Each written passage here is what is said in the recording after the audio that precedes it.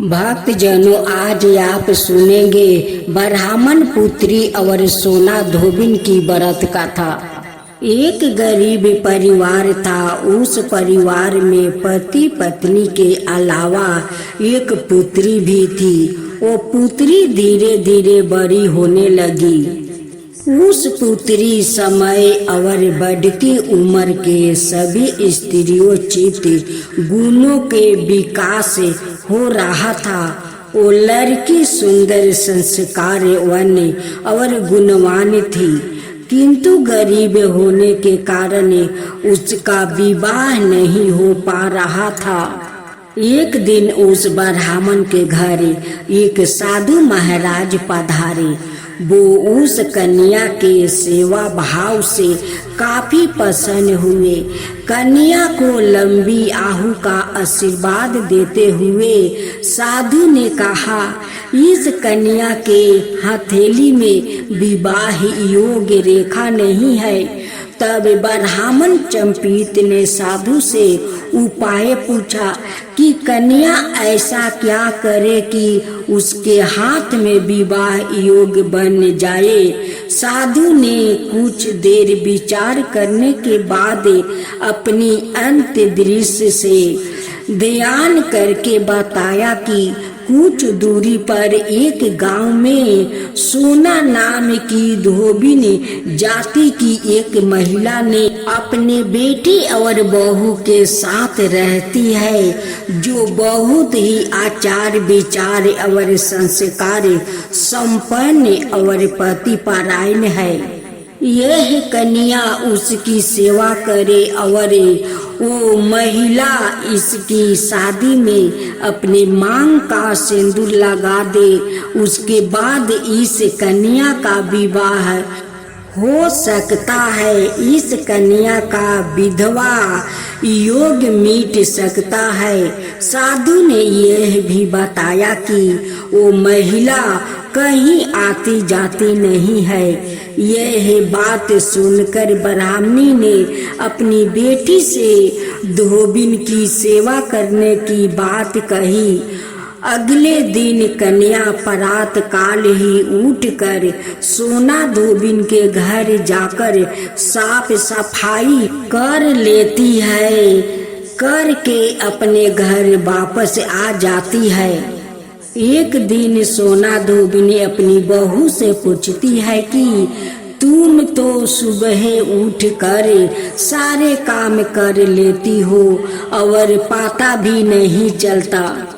बहू ने कहा, माँ जी, मैंने तो सोचा कि आप ही सुबह उठकर सारे काम खुद ही खत्म कर लेती हो। मैं तो देर से उठती हूँ। इस पर दोनों सास बहू निगरानी करने लगी कि कौन है जो सुबह ही घर का सारा काम करके चली जाती है। कई दिनों के बाद धोबिन ने देखा कि एक कन्या अंधेरे घर में आती है और सारे काम करने के बाद चली जाती है। जब वो जाने लगी तो सोना धोबिन इसके पैरों पर गिर पड़ी। पूछने लगी कि आप कौन है और इस तरह छुप कर मेरे घर की सारी काम कर लेती है। तब कन्या ने साधु द्वारा कही गई सारी बात बताई। सोना धोबिन पतिपरायण थी, उसमें तेज था। वो तैयार हो गई। सोना धोबिन के पति थोड़ा अस्वस्थ थे। उसने अपनी बहू से अपने लौटने आने तक घर पर ही रहने को कहा। सोना धोबिन ने जैसे ही अपने मांग का सिंदूर उस कन्या की मांग में लगाया, उसका पति मर गया। उसे इस बात का पता चल गया। वो घर से निर्जल ही चली थी। यह सोच कर कि रास्ते में कहीं पीपल का पेड़ मिलेगा तो उसे भौरी देकर और उसकी परिक्रमा करके ही जल ग्रहण करूंगी। उस दिन सोमवती अमावस्या थी। ब्राह्मण के घर मिले पुए पकवान की जगह उसने ईंट के टुकड़ों से 108 बार भौरी देकर 108 बार पीपल के पेड़ की परिक्रमा की और उसके बाद जल ग्रहण किया।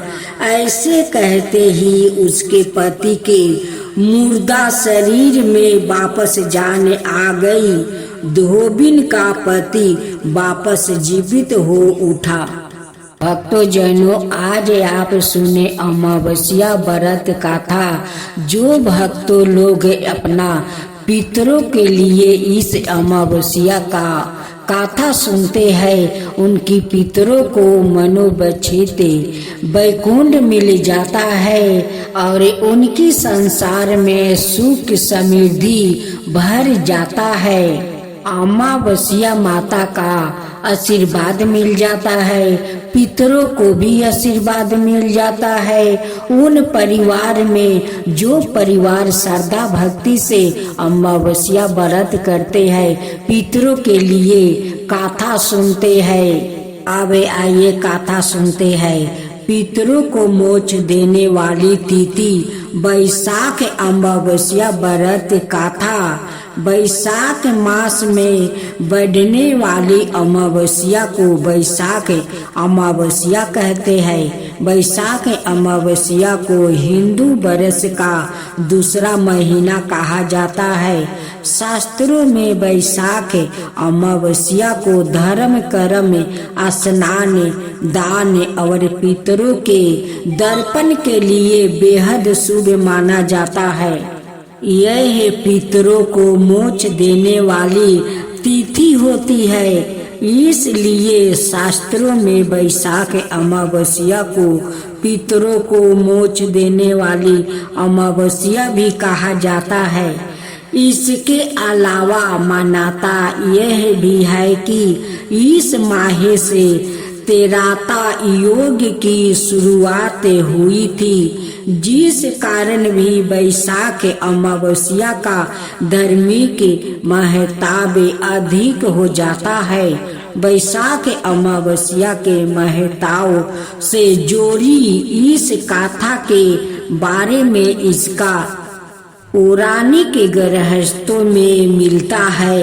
वैशाख अमावस्या की व्रत कथा बहुत समय पहले की बात है। धर्म वर्ण नाम के एक ब्राह्मण थे। वो ब्राह्मण बेहद ही धार्मिक परिविचित के थे। वो हमेशा व्रत उपवास करते रहते। वो ऋषि मुनियों का आदर करते और उससे ज्ञान ग्रहण करते। एक बार उन्होंने किसी महात्मा के मुख से सुना कि कलयुग में भगवान विष्णु के नाम के स्मरण से ज्यादा पुण्य किसी भी कार्य में नहीं है। अन्याय युगों में जो पुण्य यज्ञ करने से प्राप्ति होता है, उससे कई अधिक पुण्य फल इस घोर कलयुग में भगवान का नाम सुमिरन करने से मिल जाता है। धर्म वर्ण ने इस बात को आत्मसात कर लिया और सांसारिक जीवन छोड़कर संन्यास लेकर ब्रह्मण करने लगे। एक दिन घूमते घूमते वो पृथु लोक जा पहुँचे। वहाँ उन्होंने देखा कि उनके पितरों बहुत कष्ट में है। पितरों ने ब्राह्मण को बताया कि उनकी ऐसी हालत तुम्हारे संन्यास के कारण हुई है, क्योंकि अब उनके लिए पिंड दान करने वाला कोई शेष नहीं है। अगर तुम वापस जाकर अपने गृहस्थ जीवन की शुरुआत करो, संतान उत्पन्न करो, हमें इस कष्ट से राहत प्रदान हो सकती है। इसके साथ ही उन्होंने यह भी बताया कि वैशाख अमावस्या के दिन विधि विधान से पिंड दान करो। पितरों की बात सुनने के बाद धर्म वरन ने वचन दिया कि वो उनकी अपेक्षाओं को अवश्य पूर्ण करेंगे। इसके बाद धर्म वरन ने अपना सन्यासी जीवन छोड़ दिया और पुण्य सांसारिक जीवन को अपना लिया और फिर वैशाख अमावस्या की तिथि को विधि विधान से पिंड दान किया और अपने पितरों को मुक्ति दिलाई। जेठ माह के कृष्णा पक्ष की अमावस्या को भट्ट सावित्री व्रत माना जाता है। इसमें सत्यावन सावित्री और यमराज की पूजा की जाती है। यह व्रत रखने वाली महिलाओं का सुहाग अटल रहता है। ऐसी मान्यता है कि सावित्री ने इसी व्रत के प्रभाव से अपने मृत्यु पति सत्यावन को धर्मराज से भी जीत लिया था। इस व्रत के 3 दिन पूर्व एक लकड़ी के पाट पर लाल कपड़ा बिछाकर प्रतीक रूप में शुद्ध मिट्टी से सावित्री सत्यावन और भैंसे पर सवार यमराज की प्रतिमा बनाकर स्थापित करे। व्रत के दिन प्रात काल बट वृक्ष की एक डाल लाकर किसी मिट्टी के गमले में लगाए और पूजन जल चंदन रोली अक्षत पुष्पा फूल धूप दीप आदि से करने के उपरांत सती सावित्री नाम और यम धर्मराज नाम मंत्र का जप एक माला करे। फिर कच्चे सूता यह मूली को वृक्ष की डाली में बांधे 7 फेरे लेकर सावित्री सत्यवान का कथा कहे। राजा अश्वापति के पुत्री सावित्री ने धूमसेन के पुत्र सत्यावन की कीर्ति सुनकर उन्हें पति के रूप में चुना।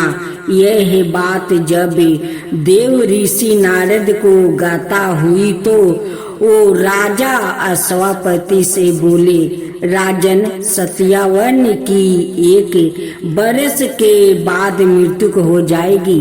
नारद मुनि की बात से अश्वापति विचलित हो उठे। उन्होंने अपनी पुत्री सावित्री को समझाया, ऐसे अल्पाहु व्याकृत के साथ विवाह करना उचित नहीं है, इसलिए कोई दूसरा वर चुन लो।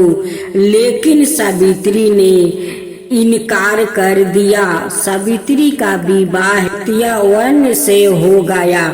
सावित्री ने नारद जी से सत्यावन की मृत्यु का समय मालूम कर लिया। जब पति की मृत्यु का दिन नजदीक आ गया तब सावित्री ने 3 दिन पूर्व से ही उपवास शुरू कर दिया। मृत्यु वाले दिन सत्यावन ने अपने समय पर लकड़ी काटने के लिए जब चला तो सावित्री भी साथ चली। जंगल में पहुंच कर लकड़ी काटते समय सत्यावन की मृत्यु हो गई। सावित्री ने उसी समय दक्षिण से भैंस पर यमराज को आते देखा। धर्मराज जब सत्यावन के प्राण लेकर चले तो सावित्री भी उनके पीछे चल दी।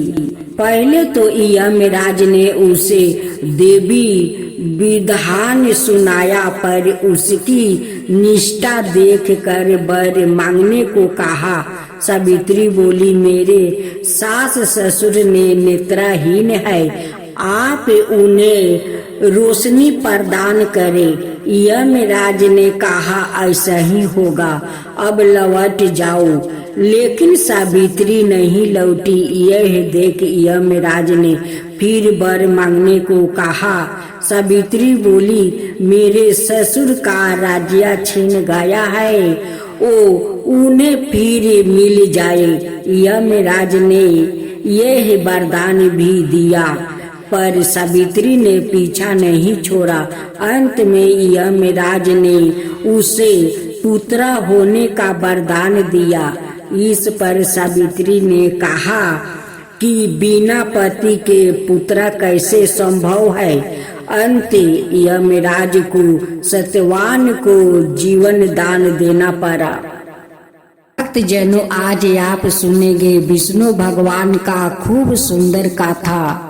एक समय की बात है जब ऋषि मुनियों ने यह जानने का निर्णय लिया कि त्रिदेव यानी ब्रह्मा, विष्णु और महेश में से सर्वश्रेष्ठ कौन है।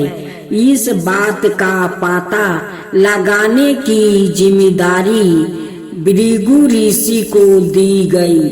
भृगु ऋषि इस बात का पता लगाने के लिए सबसे पहले ब्रह्मा लोक गए। वहां पहुंचकर ब्रह्मा देव की परीक्षा लेने लगे। उन्होंने सीधे क्रोध में पूछा, आपने मुझे प्रणाम क्यों नहीं किया। यह बात सुनते ही ब्रह्मा देव को गुस्सा आ गया। उन्होंने झलाते हुए पूछा, क्या एक पुत्र अपने पिता से श्रेष्ठ हो गया है, उसे मुझे प्रणाम करना होगा। यह सुनने के बाद भृगु ऋषि उनसे कहते हैं कि मैं तो आपकी परीक्षा ले रहा था और आप मुझ पर क्रोधित हो गए। इतना कहकर भृगु ऋषि वहां से सीधे कैलाश चले गए। वहां जाकर वो नंदी से कहते हैं कि मुझे शिव जी से मिलना है। नंदी ने ऋषि को जवाब देते हुए कहा, मैं भगवान शिव का ध्यान भंग नहीं कर सकता है। ऐसा करने पर भोलेनाथ क्रोधित होंगे। नंदी का जवाब सुनकर भृगु ऋषि खुद ही शिव जी के ध्यान को भंग कर देते हैं। शिव जी का ध्यान भंग होने पर वो भी गुस्सा करते हुए भृगु ऋषि को भस्म करने की बात कहते हैं। तभी माता पार्वती उन्हें रोकती है और ऋषि मुनि को क्षमा करने की प्रार्थना करती है।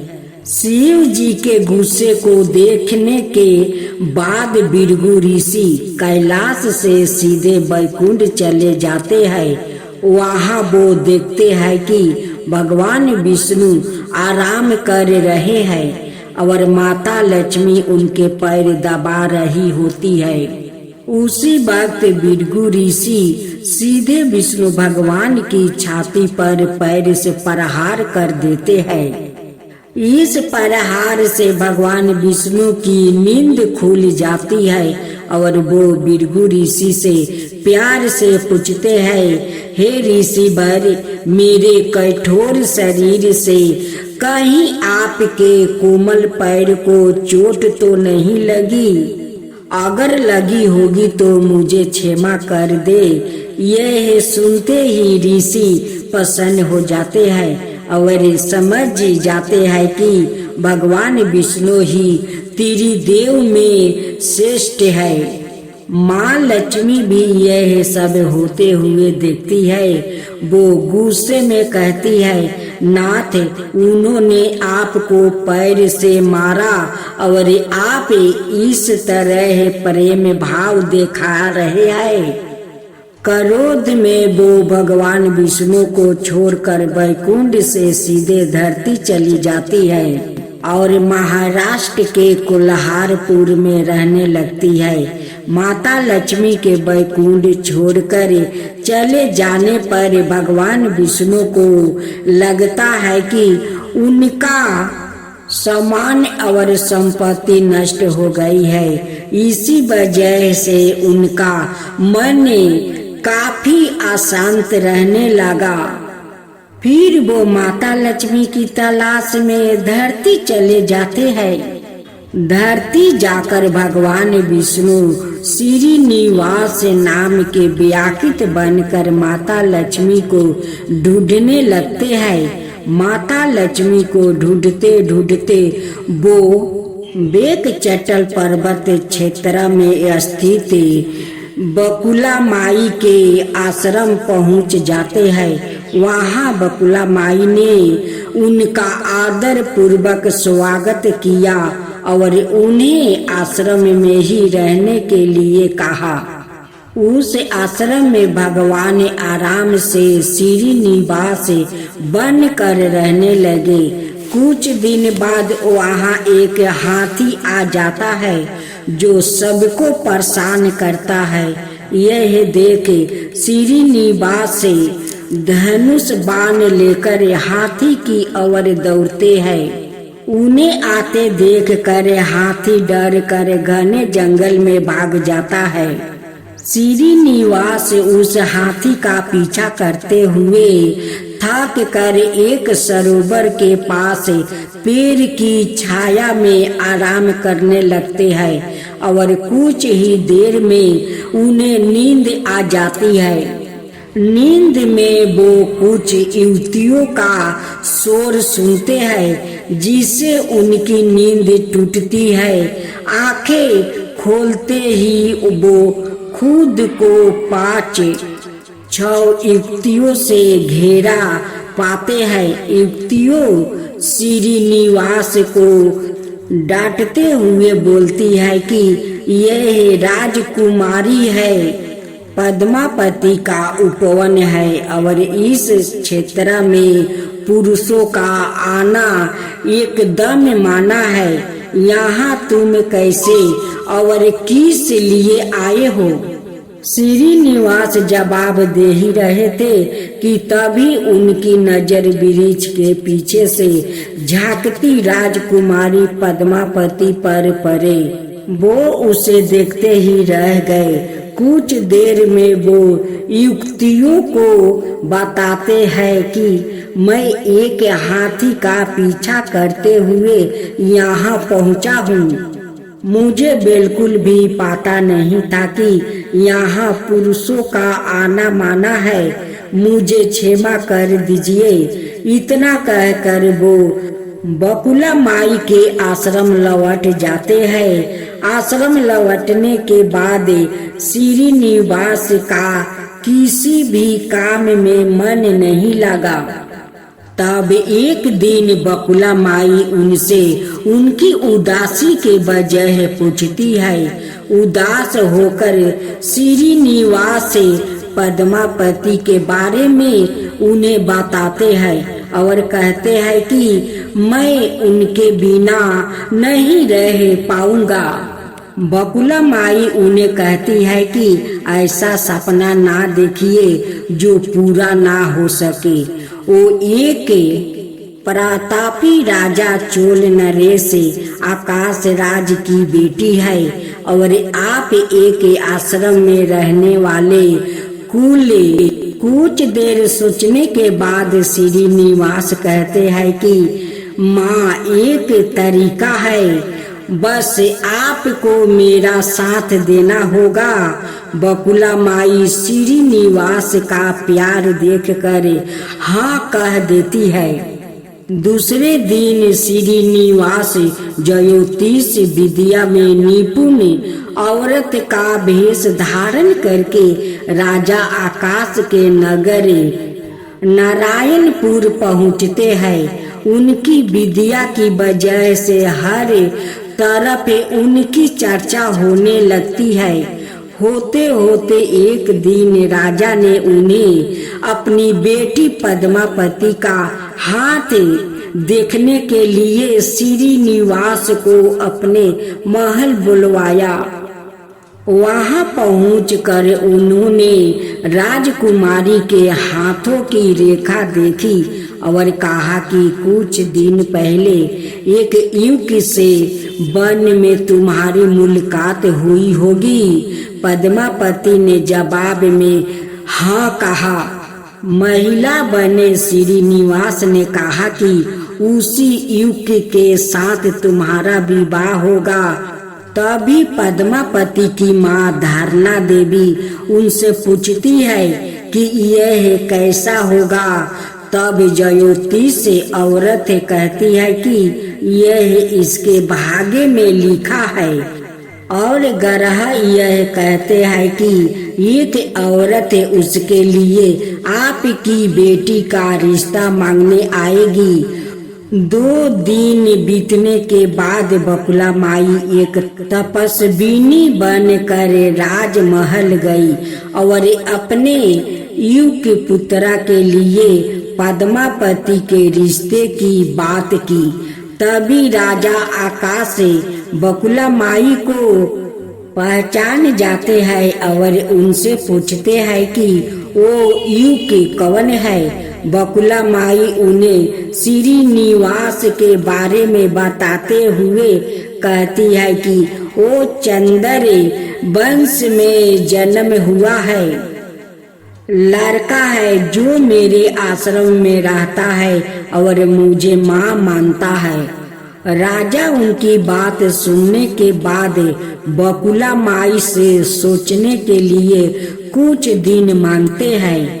फिर राजा ने अपने राज पुरोहित को बुलाकर इस बारे में चर्चा की। सब कुछ जानने के बाद राजा पुरोहित श्रीनिवास के बारे में पता लगाने में जुट जाते हैं। श्रीनिवास के बारे में अच्छे से पता लगाकर वो राजा को कहते हैं कि महाराज उसमें भगवान विष्णु के समान गुण है और आपकी पुत्री लक्ष्मी जैसी है। ऐसे में यह वर आपकी पुत्री के लिए सुयोग्य है। यह सुनकर राजा तुरंत बकुला माई के आश्रम में अपनी स्वीकृति के साथ विवाह की लगन पत्रिका भेजवा देते हैं। श्रीनिवास और बकुला माई को राजा की मंजूरी से जितनी खुशी हुई उतनी ही चिंता होने लगी।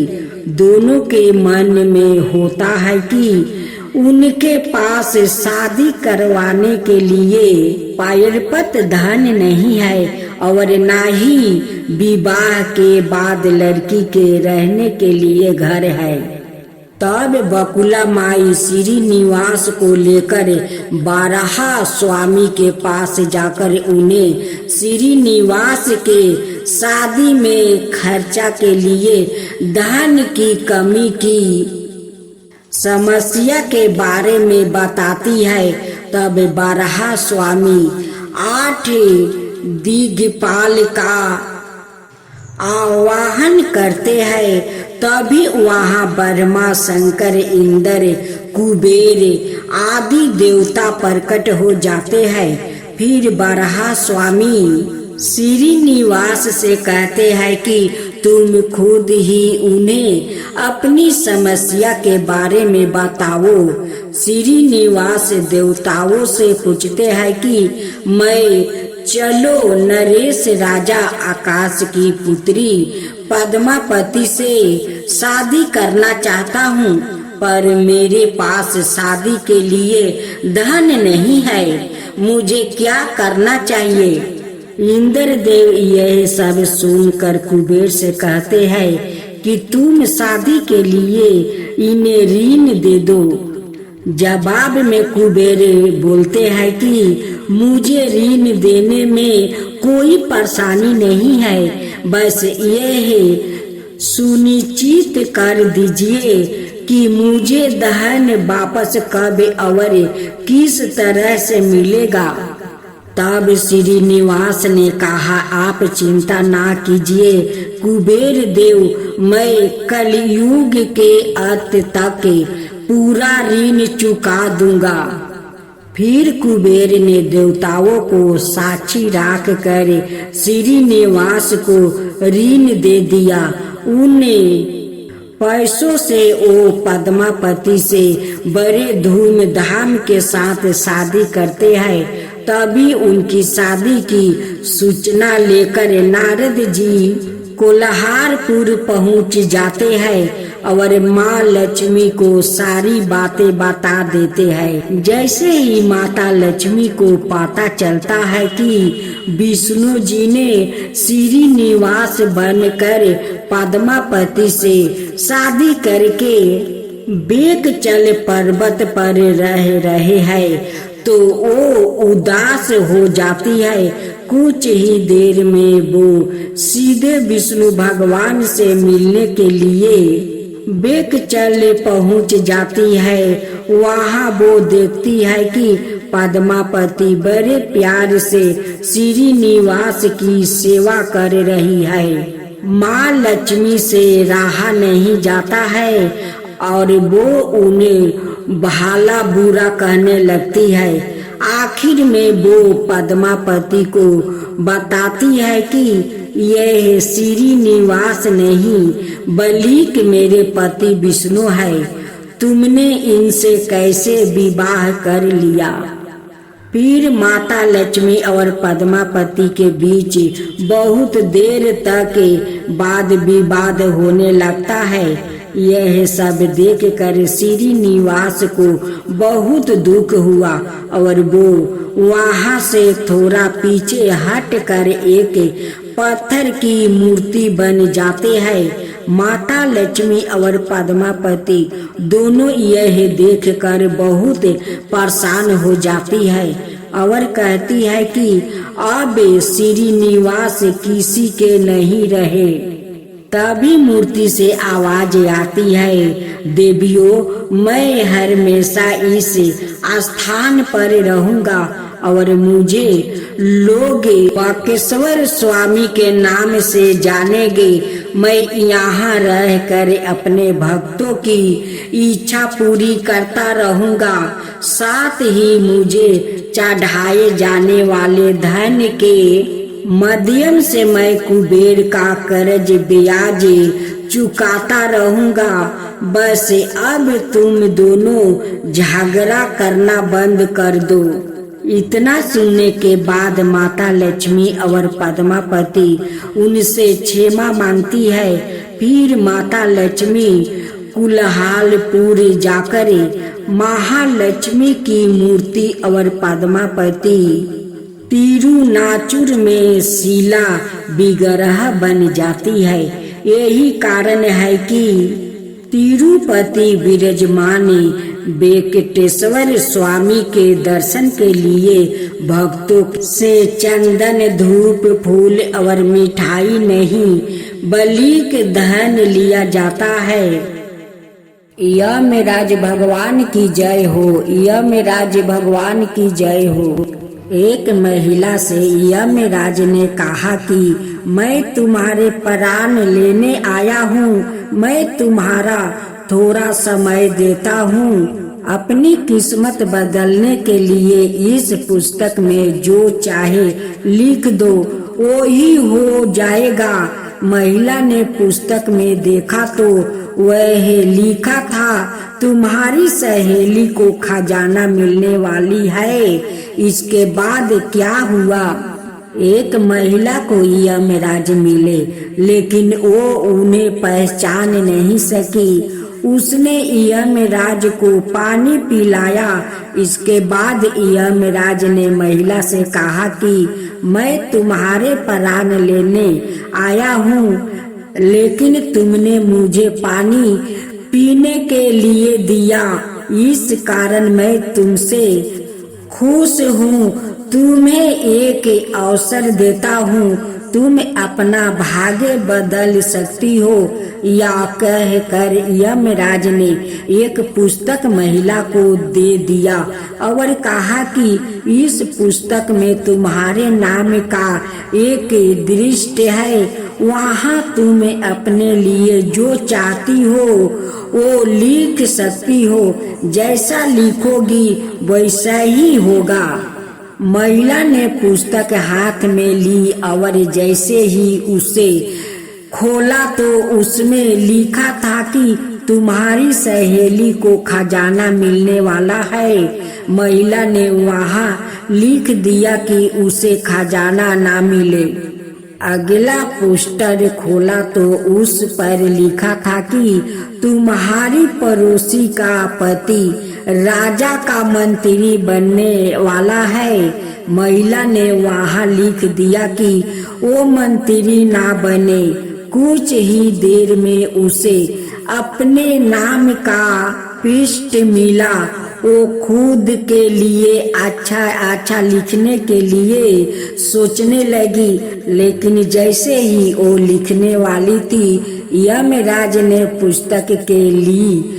यमराज ने महिला से कहा कि अब तुम्हारा समय खत्म हो गया है। तुम दूसरों का बुरा करने के चक्कर में खुद का भला नहीं कर सकती है। महिला को पछतावा होने लगा कि उसने सुनहरा अवसर खो दिया। इसके बाद यमराज ने उस महिला के प्राणों का हरण कर लिया। इस गाथा की लिख यह है कि काफी लोग दूसरों का बुरा सोचते रहते हैं। मौका मिलने पर दूसरों का बुरा करते हैं। इस चक्कर में वो कई बार खुद का भला करने का अवसर खो देता है। हम दूसरों का भला ना कर सके तो कम से कम किसी का बुरा भी नहीं करना चाहिए। यही सच्ची मानता है। अगर वो महिला अपनी मित्र और पड़ोसी का बुरा नहीं सोचती तो खुद का भाग्य बदल सकती थी, लेकिन उसने पहले उनका बुरा करने की सोची और खुद के प्राण नहीं बचा सकी।